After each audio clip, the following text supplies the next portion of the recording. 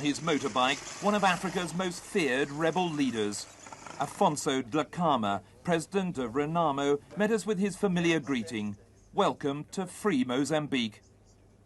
Then the president gunned his 200cc scrambler and took me on a hair-raising ride through the dense bush to his secret headquarters. It's from this primitive base that he's masterminded Renamo's 15-year guerrilla war against the Marxist Frelimo government. But now Dhlakama and his generals are planning for peace, preparing to sign a ceasefire accord with Frelimo that could end the war and open the way for Mozambique's first democratic elections. But this guerrilla army, ostracized by the outside world, now faces one of its toughest campaigns, changing its notorious image. Renamo's been labelled the Khmer Rouge of Africa, accused of committing atrocities and ruling by terror, though its leader claims Frelimo was just as much to blame for the savageries of war that claimed 1 million lives.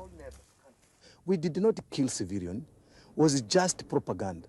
Our power, we come from people.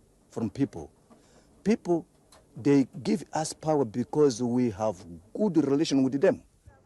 President Dhlakama insists that Renamo is a popular movement, claiming support from almost half of Mozambique's 15 million people. Certainly as we travelled through the villages with him, the people, far from running in fear, seemed to welcome him with affection. But now the man-made ravages of conflict are being intensified by a natural catastrophe, a drought that threatens thousands more lives.